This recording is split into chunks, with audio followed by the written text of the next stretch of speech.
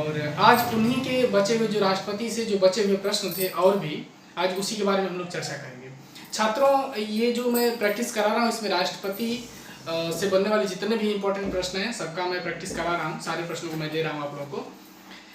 और इसके बाद जो है मैं सोचूंगा हिस्ट्री के कुछ प्रश्न लेकर आऊँगा आप लोगों के लिए जो काफ़ी ही महत्वपूर्ण होंगे, जो बार बार रनिंग करते हैं परीक्षा में। तो आइए कुछ बचे हुए प्रश्नों की हम लोग चर्चा करते हैं और ज़्यादा से ज़्यादा आप सभी लोग वीडियो को शेयर कर दीजिए क्योंकि और भी जो बच्चे प्रिपरेशन करने वाले हैं उनको वीडियो प्राप्त हो जाए। ठीक है। दूसरी चीज़ है कि आप लोग एक प्रैक्टिस सेट खरीद लीजिए क्योंकि बिना किताब का कोई काम हो नहीं पाता है, सीधी सीधी बात। इसलिए आप लोग किताब भी खरीद के रखिए और उससे भी थोड़ा पढ़ाई आप लोग करिए, ठीक है ना। हम लोग तो ये चीज़ बता दें कि नहीं राष्ट्रपति से प्रश्न बनता है, आप लोग राष्ट्रपति से और भी जो मैटर मिलता है उसे आप लोग पढ़िए लिखिए, ठीक है। दूसरी चीज़ है कि मैं डिटेल पॉलिटिक्स भी पढ़ाऊंगा जिसमें सारी बातों की हम लोग डिटेल चर्चा करेंगे, ठीक है। आइए आज के प्रश्न की तरफ हम लोग बढ़ते हैं और पहला प्रश्न है आज का कि राष्ट्रपति के निर्वाचन से संबंधित उत्पन्न विवाद का निपटारा किसके द्वारा किया जाता है। यानी कि राष्ट्रपति के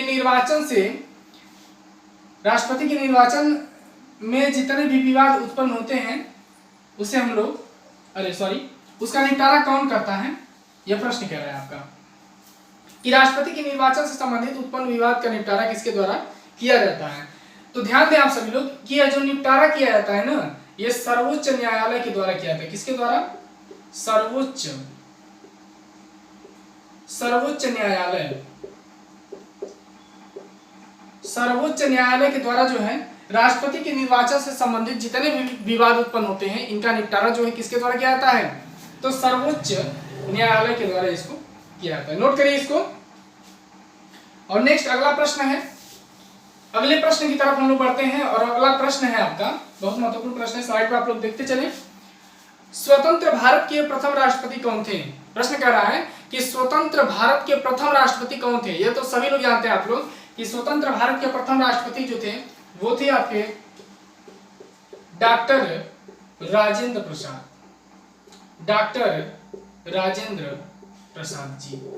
डॉक्टर राजेंद्र प्रसाद जी जो है ये स्वतंत्र भारत के प्रथम राष्ट्रपति थे। और दूसरी चीज है कि सबसे अधिक समय तक राष्ट्रपति का अगर सेवा किसी ने दिया है तो डॉक्टर राजेंद्र प्रसाद जी ने दिया है। इसे भी आप लोग याद रखेंगे क्योंकि अभी प्रश्न पूछता है कि सबसे अधिक समय तक जो है किसने सेवा दी है, तो डॉक्टर राजेंद्र प्रसाद जी ने दी है। और ये 26 जनवरी 1950 से 14 मई 1962 तक इन्होंने सेवा दी है। यानी कि देखेंगे तो लगभग 10 साल से भी थोड़ा सा अधिक समय तक इन्होंने सेवा दी है आपका, ठीक है। नोट करिए इसको। और अगले प्रश्न की तरफ हम लोग बढ़ते हैं कि राष्ट्रपति राज्यपाल की नियुक्ति में किसकी सलाह लेता है। राष्ट्रपति राज्यपाल की नियुक्ति में किसकी सलाह लेता है, यानी कि राज्य में जब राज्यपाल की नियुक्ति करनी होती है तो राष्ट्रपति किसका सलाह लेकर के राज्यपाल की नियुक्ति करता है। यह प्रश्न कह रहा है आपका, बताएंगे आप लोग कि किसकी सलाह पर जो है राज्यपाल की नियुक्ति की जाती है, ठीक है। तो ध्यान दीजिए, राष्ट्रपति जो है आपका ये प्रधानमंत्री के सलाह पर, किसके सलाह पर? प्रधानमंत्री के सलाह पर, प्रधानमंत्री के सलाह पर जो है राज्यपाल की क्या करता है, नियुक्ति करता है। नोट करिए इसको। चलिए अगले प्रश्न की तरफ हम लोग बढ़ते हैं। अगला प्रश्न है कि किस अनुच्छेद के तहत राष्ट्रपति किसी की मृत्यु दंड को माफ कर सकता है। यानी कि अगर आपको सजा हो गई है, फांसी की सजा हो गई है, मृत्यु दंड की सजा हो गई है, तो राष्ट्रपति यदि चाहेगा तो आपको माफ कर सकता है, आपकी सजा कैंसिल हो सकती है, ठीक है। तो यह कौन सा अनुच्छेद है जो इसको अधिकार देता है, यही आपको पढ़ना है। ध्यान दीजिए आप सभी लोग कि किस अनुच्छेद के तहत राष्ट्रपति किसी की मृत्यु दंड को माफ कर सकता है। तो ये होता है अनुच्छेद 72 में। किसमें? अनुच्छेद 72 में है ऐसा। यानी कि अनुच्छेद 72 में ऐसा है कि राष्ट्रपति किसी की सजा को क्या करेगा, माफ कर सकता है, ठीक है। इसे नोट करिए आप लोग।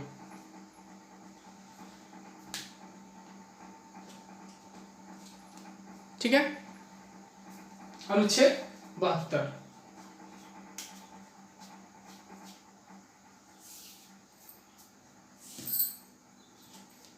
चलिए एक बात और इसमें आप सभी लोग याद रखेंगे कि राज्यपाल जो होता है, राज्यपाल किसी को क्षमा दान कर सकता है, यानी कि राज्यपाल के पास भी कुछ शक्तियां होती हैं जिससे वो क्षमा दान कर सकता है।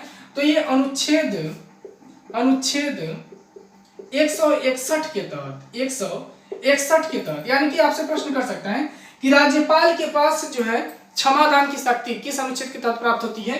तो अनुच्छेद आपका 161 के तहत प्राप्त होती है। और राष्ट्रपति मृत्युदंड को माफ कर सकता है किस अनुच्छेद के तहत। तो अनुच्छेद 72 के तहत। दो बातें याद रखेंगे, ये बार बार पेपर में पूछता है, इसको नोट करिए। और अगला प्रश्न है आपका, अगला प्रश्न है कि किस अनुच्छेद के तहत राष्ट्रपति लोकसभा में एंग्लो इंडियन समुदाय के 2 सदस्य नियुक्त कर सकता है। यानी कि जो राष्ट्रपति होता है वो 2 एंग्लो इंडियन के सदस्यों को मनोनीत करता है, किसके द्वारा नियुक्त करता है, यानी कि किस अनुच्छेद के तहत उसको यह शक्ति मिलती है। तो यह है आपका अनुच्छेद 331। अनुच्छेद 331 के तहत जो है आपका राष्ट्रपति जो है 2 एंग्लो इंडियन को मनोनीत कर सकता है, नियुक्त कर सकता है। अब जान लीजिए एक चीज हो कि एंग्लो इंडियन किसे कहते हैं। ध्यान दीजिए आप लोग, एंग्लो इंडियन एक ऐसा शब्द होता है जैसे उन अंग्रेजों के लिए शब्द प्रयोग करते हैं जो लोग हमारे भारत में ही रह गए, यानी कि भारत के क्या करें, निवासी बन गए, उसी को हम लोग एंग्लो इंडियन शब्द डिनोट करते हैं। दूसरी चीज, वो किसी कारण से या तो व्यवसाय के लिए या प्रवास के लिए या बिजनेस के लिए यही भारत में रह गए, उसी को हम लोग क्या कहते हैं, एंग्लो इंडियन कहते हैं। यानी कि जो लोग भारत में ही निवास कर रहे हैं अंग्रेज, उन्हीं को हम लोग एंग्लो इंडियन कहते हैं। ठीक है, अगला प्रश्न है आपका कि भारत के किस राष्ट्रपति की मृत्यु कार्यकाल पूरा करने से पहले हो गई थी। प्रश्न कह रहा है कि भारत के किस राष्ट्रपति की मृत्यु कार्यकाल पूरा करने से पहले हो गई थी, यानी कि कार्यकाल को पूरा करने से पहले किसकी मृत्यु हो गई थी। तो ये राष्ट्रपति जो थे वो थे डॉक्टर जाकिर हुसैन। कौन थे, डॉक्टर जाकिर हुसैन। डॉक्टर जाकिर हुसैन, यानी कि डॉक्टर जाकिर हुसैन की मृत्यु जो है कार्यकाल पूरा करने से पहले हो गई थी। अगला प्रश्न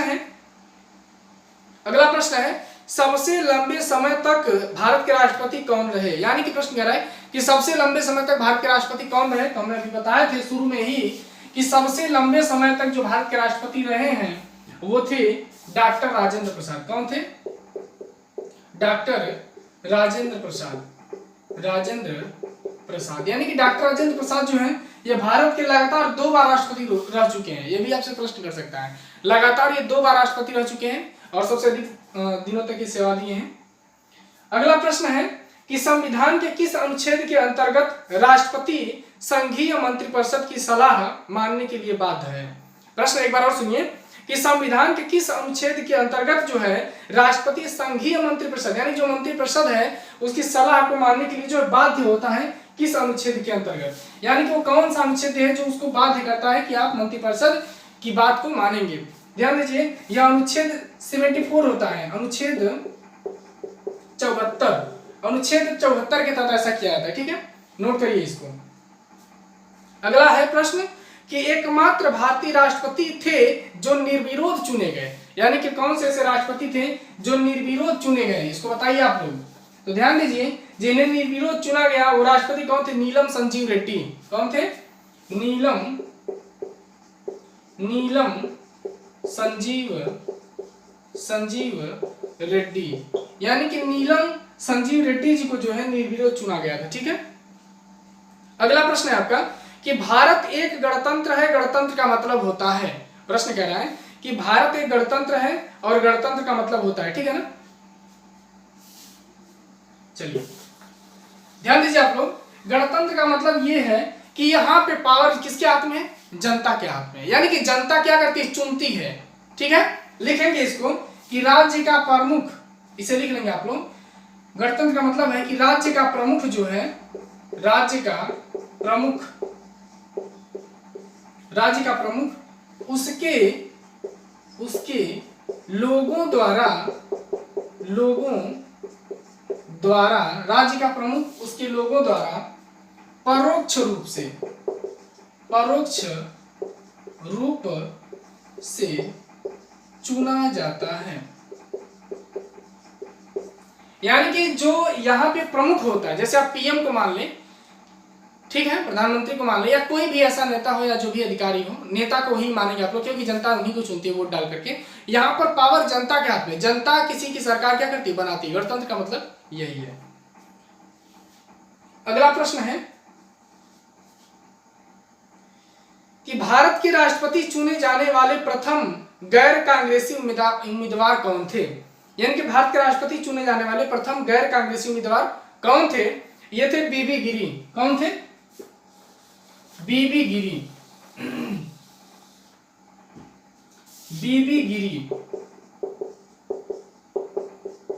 बीबी गिरी, नोट कर लेंगे, बीबी गिरी।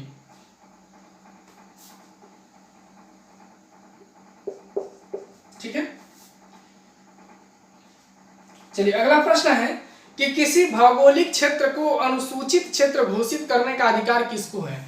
यानी कि किसी भौगोलिक क्षेत्र को जो है अनुसूचित क्षेत्र घोषित करने का अधिकार जो है किसके पास है, यह प्रश्न कह रहा है।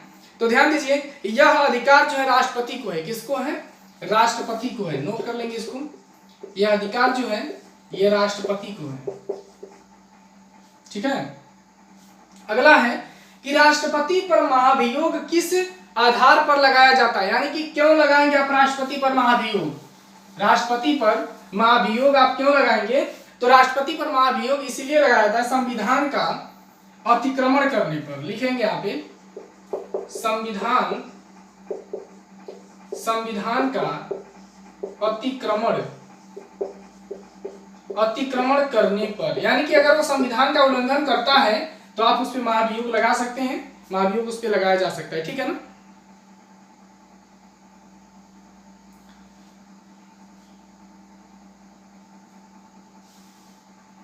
अगला प्रश्न है कि भारत की प्रथम महिला राष्ट्रपति कौन है। प्रश्न है कि भारत की प्रथम महिला राष्ट्रपति कौन है। तो भारत की प्रथम महिला राष्ट्रपति जो है यह प्रतिभा देवी सिंह पाटिल। प्रतिभा देवी सिंह पाटिल, यानी कि प्रतिभा देवी सिंह पाटिल जो है यह भारत की प्रथम महिला राष्ट्रपति रह चुकी हैं। अगला प्रश्न है कि भारत के राष्ट्रपति को पद एवं गोपनीयता की शपथ कौन दिलाता है। यानी कि भारत के राष्ट्रपति को जो है यह पद एवं गोपनीयता की शपथ कौन दिलाता है? तो भारत का मुख्य न्यायाधीश दिलाता है। कौन दिलाता है? भारत का मुख्य न्यायाधीश। लिख लेंगे यहां पर,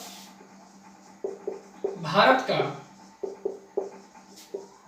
मुख्य न्यायाधीश।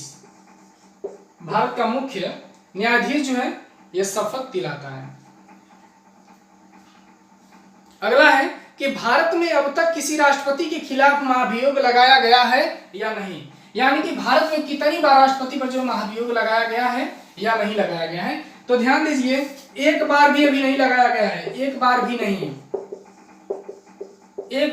लगाया गया अभी महाभियोग। ठीक है। अगला प्रश्न है कि राष्ट्रपति किसी सार्वजनिक महत्व के प्रश्न पर उच्चतम न्यायालय से परामर्श ले सकता है किस अनुच्छेद के तहत। तो यह जो अनुच्छेद है आपका, यह अनुच्छेद है 143, अनुच्छेद 143 के तहत। ठीक है ना। यानी कि राष्ट्रपति कब सलाह ले सकता है उच्चतम न्यायालय से? तो अनुच्छेद 143 के तहत। ठीक है। तो छात्रों, ये रहे आज के कुछ और भी प्रश्न राष्ट्रपति से संबंधित जो काफी महत्वपूर्ण थे। ठीक है, और ऐसे ही आप लोग तैयारी को जारी रखिए। बहुत अच्छा आप लोग तैयारी कर रहे हैं, बहुत खुशी की बात है ये। और दूसरी चीज है कि आप लोग और भी जो सब्जेक्ट है उसका प्रैक्टिस से साथ में जारी रखिए, क्योंकि मैं और भी प्रश्न तो करवा ही रहा हूँ, लेकिन आप लोग भी थोड़ा मेहनत करिए। ठीक है, तो मुझको दीजिए आप सभी लोग इजाजत, फिर मिलेंगे आप लोगों से कुछ ऐसे ही नए नए प्रश्नों के साथ अगली वीडियो में। तब तक के लिए धन्यवाद।